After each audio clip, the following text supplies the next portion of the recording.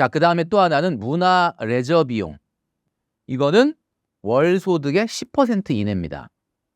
자, 이렇게 얘기하면 많은 분들이 야, 그 여행 경비는 1년에 5%라고 제한하고 연소득의 60% 딱 한 번으로 제한하는데 문화레저비는 월소득의 10%면 연봉 어떻게 보면 2배잖아요. 여행 경비에. 오히려 이 문화레저비는 너무 후한 거 아니냐 이렇게 얘기하시는 분들이 많이 있습니다. 후하다고 생각하시면 문화레저비를 줄여서 그걸 여행을 가세요. 근데 문화레저비가 이렇게 높은 이유는 뭐냐면 최근의 트렌드를 반영했기 때문에 그렇습니다. 왜냐하면 저 같은 기성세대라든지 뭐 저보다 선배인 베이비 부머 세대들 같은 경우는 문화레저라고 한다면 하는 일이 책 사보거나 영화 보는 거밖에 없었거든요. 공연도 뭐 사실 거의 안 봐요. 근데 요즘 MZ들 같은 경우는 사실은 공연도 보죠. 책도 사서 보죠. 그 다음에 또 뭐 합니까? 운동도 하죠. 근데 운동이 골프 하다가 또 테니스 하다가 그죠? 뭐 최근에는 뭐 러닝으로 바뀌었다고는 하지만 테니스 같은 것도 뭐 조코비치가 쓰는 브랜드다. 뭐 나달이 쓰는 브랜드다. 뭐 이래 갖고 그런 거 하나 정도 있어야 된다. 뭐 이러면 장비가 또 돈이 많이 들어가죠. 러닝이 돈이 덜 들 것 같아서 했는데 또 러닝도 마찬가지로 제대로 또 장비를 갖추려면 돈이 들죠. 그리고 그다음에 이제 내 몸에 투자하는 거에 대해서는 돈을 안 아끼는 게 요즘 트렌드니까 PT, 요가, 필라테스 같은 거 하죠.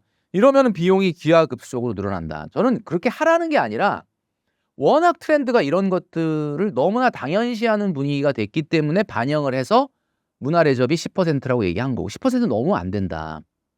뭐 안 쓰면 좋죠. 근데 정말 쓴다면 10% 이내로 해라. 근데 난 그 문화레저비 뭐 PT, 요가, 필라테스 그런 거 안 해도 내가 그냥 스스로 운동한다. 그러면 그 비용 줄여서 여행 가세요. 그러면 되지 않을까 싶습니다. 자, 세 번째는 식비인데 식비는 1인 가구다 그러면은 500만 원 소득이 넘는다면 몰라도 그렇지 않다면 25%. 자, 대부분의 우리 젊은이들이 1인 가구이고 500만 원 미만 소득이다. 그러면 25% 정도가 적당하다는 거죠. 300만 원에 25%면 75만 원입니다. 75만 원보다 더 적게 쓰기는 어려워요. 나는 소득이 200만 원밖에 안 되는데 그러면 나는 50만 원만 쓰라는 얘기냐? 그건 좀 어렵습니다. 200만 원이라 하더라도 아마 6, 70은 써야 될 거예요. 75만 원이다. 이렇게 식생활비를 75만 원으로 제한하는 이유는 많은 분들이 그래요. 75만 원 그러니까 뭐 괜찮은데?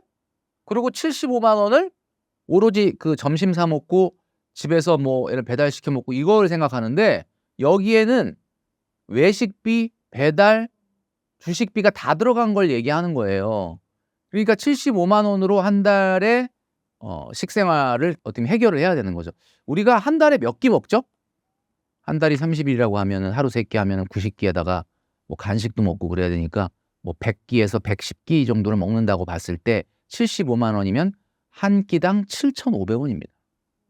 굉장히 넉넉하지 않습니까? 여러분 아시겠지만 여러분이 알고 있는 그 사립학교들, 초등학교 굉장히 고급스러운 급식 있죠? 어마어마하게. 그게 다 5,000원, 6,000원이에요.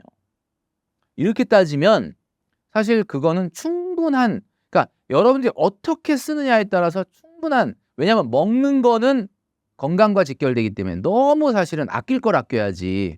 예. 그러니까 한마디로 말을 해서 건강도 좀 챙기고 그 대신에 25% 넘으면 안 된다.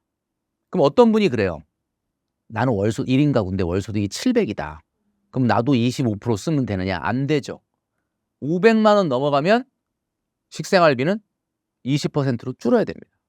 소득이 높아지면 엔겔 지수는 낮아져야 된다. 엔겔 지수라는 거는 내가 지출하는 지출 금액 중에 식생활비가 차지하는 비중이 엔겔 지수인데 계산하기가 복잡하니까 제가 소득으로 말씀드리는 거예요.